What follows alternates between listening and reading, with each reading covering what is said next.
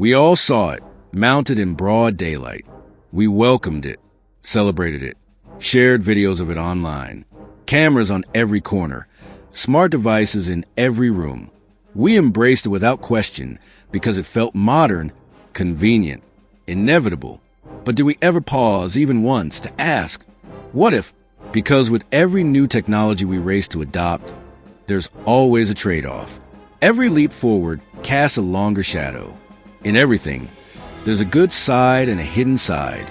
And if we're being honest, we rarely stop to weigh both. We just trust that convenience will always justify the cost. But what happens when that cost isn't just money, but freedom?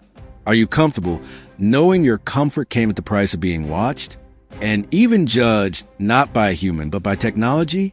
We place so much trust in machines to decide the fate of humans that we forgot one terrifying truth. They were built by us. Flawed hands, flawed minds, flawed intentions. Somehow, we stopped asking the most human questions. Is this right? Is this safe? Is this even ours anymore? Technology is powerful. It's beautiful.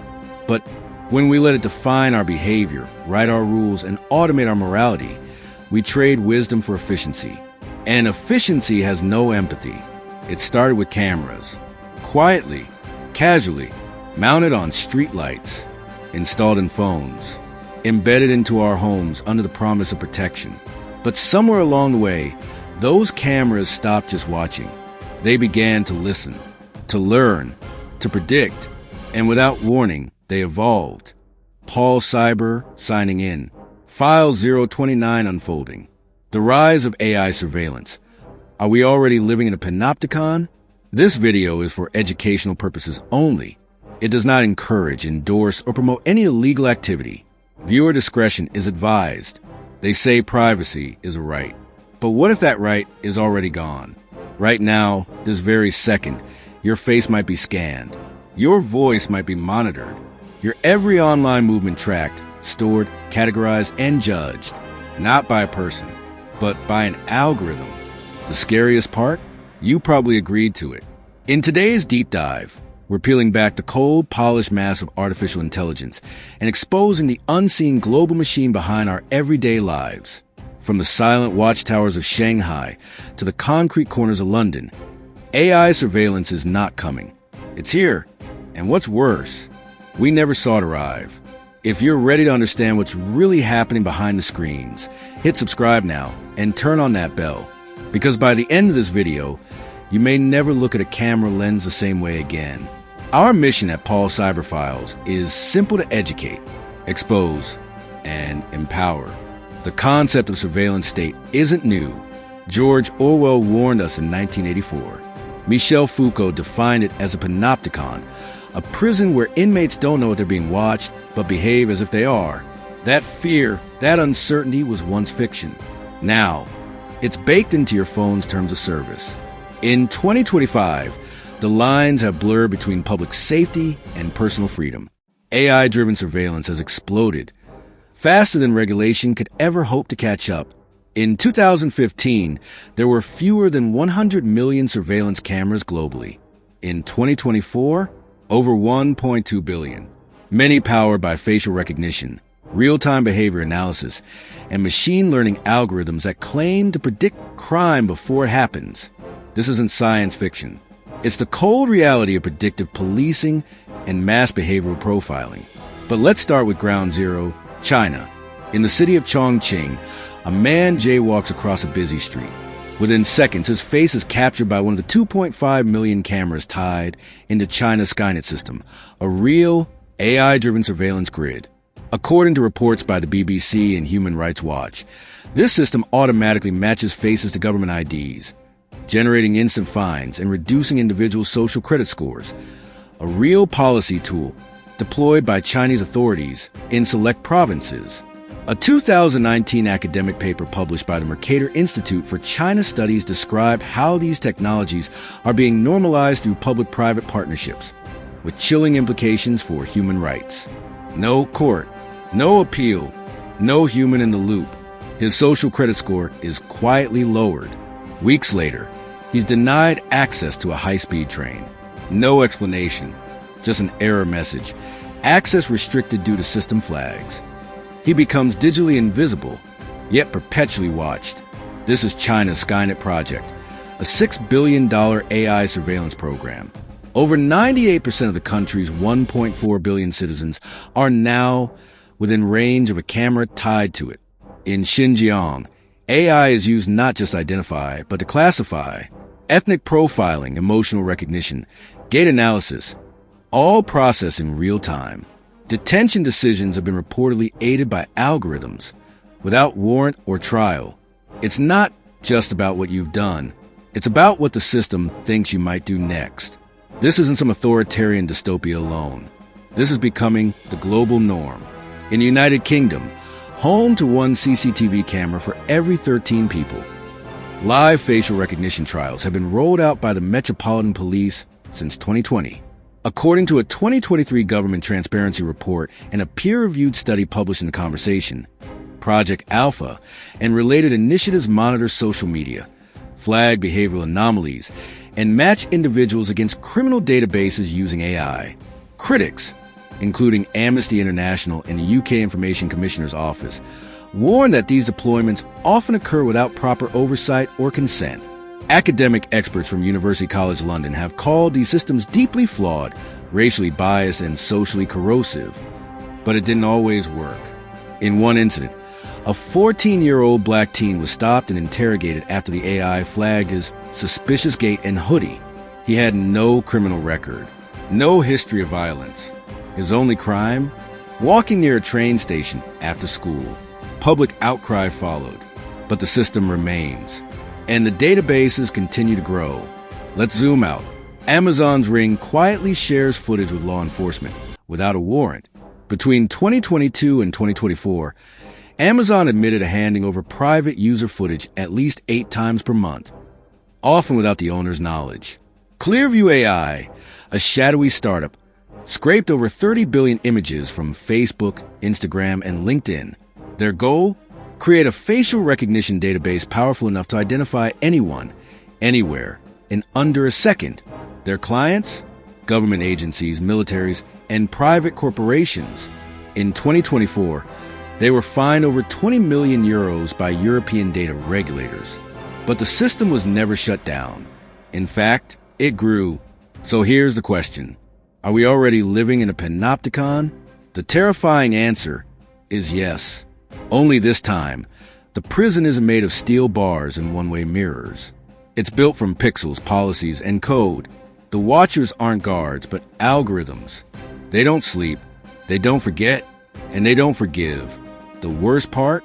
They don't need to be accurate to ruin your life. In 2022, a Detroit man named Robert Williams was arrested in front of his kids. His crime? A faulty facial recognition match from a surveillance camera outside a store he'd never visited. The system was 98% confident he was a suspect. He spent 30 hours in jail, lost his job. His kids still wake up crying. The AI never apologized. Surveillance is no longer passive. It's not just cameras watching. It's algorithms judging. In the post-COVID era, biometric access controls surged. Schools scan students' faces to mark attendance. Corporations use emotion detection AI to assess employee morale. Cities deploy thermal cameras to flag suspicious fevers. You are no longer just a person. You are a data stream. One tech company, Banjo Incorporated, promised Utah real-time crime prediction. The AI would tap into traffic cams, 911 calls, and social media to detect anomalies. In one internal presentation, Banjo described its system as capable of preventing crimes before they happen. Sound familiar? It should. That's literally the plot of Minority Report. But this isn't Tom Cruise. This is you. Let's talk about mental health. Studies have shown that mass surveillance leads to a spike in anxiety, paranoia, and depressive symptoms.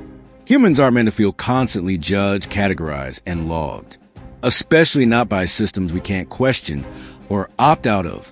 A whistleblower from a major Silicon Valley firm revealed that their in-office surveillance tools were tracking employee bathroom breaks, eye movements during meetings, and even how long they pause between keyboard strokes. The result? An explosion in burnout, sick days, and resignations. Digital surveillance doesn't just erode privacy, it shatters trust. Here's the cliffhanger most people won't see coming. AI doesn't need cameras to surveil you anymore. Thanks to passive audio profiling, keystroke dynamics, and even Wi-Fi signal bouncing, researchers can now map your movements inside your home without ever using a camera. In 2024, a team at MIT demonstrated an AI that could identify people behind walls using just Wi-Fi reflections and a neural network. You're not just being watched in public. You're being watched through your walls. And it's legal because no laws have caught up. If you think governments are the only players, think again. Corporations now outpace nation-states in surveillance capacity. Your phone apps request microphone access. Your smart fridge logs what you eat. Your TV listens, even when it's off. And in one infamous case, a woman discovered her iRobot vacuum had taken photos of her in the shower. Those images ended up on Facebook. The vacuum manufacturer said it was part of testing. Testing what exactly? We live in a world where children's toys come with microphones, where AI judges your creditworthiness based on your facial microexpressions, where your smart assistant can testify against you in court. This isn't conspiracy. This is code as law. And the systems don't care who you are. So what can you do? You might feel powerless, but you're not. Here are 5 urgent steps you can take to reclaim your digital privacy. 1. Use a privacy-focused browser. Switch to Brave or Firefox. Use DuckDuckGo for searches. 2. Cover your cameras and mute your mic. Use physical covers. Smart assistants should be turned off or unplugged when not needed. 3. Avoid public Wi-Fi without a VPN. AI sniffers can operate over insecure networks. Use a trusted VPN like ProtonVPN or Movad. 4. Check app permissions weekly. Review what apps have access to your mic, camera, contacts, or GPS revoke anything suspicious. 5. Support digital rights organizations. Groups like EFF and Privacy International fight to keep surveillance in check. Your support matters. But here's the truth no one wants to hear. Surveillance isn't just a government problem. It's a culture problem. We traded privacy for convenience. We handed over freedom for personalization. And now, the watchers aren't just machines, they're reflections of us. Every time we tag a friend, every time we click allow, every time we say, I've got nothing to hide, we help build the Panopticon, brick by digital brick. But now you know. You've seen the hidden scaffolding behind the world. The question is, what will you do with that knowledge? Stay blind or choose to resist? The future is still unwritten, but the lens is already focused. If this blew your mind, wait until you see what's actually legal under U.S. surveillance law. From secret court orders to data collection loopholes, so wide they could swallow the Constitution. The next exposé dives into the real legal machinery behind the AI Panopticon. It's already built. You're already inside it.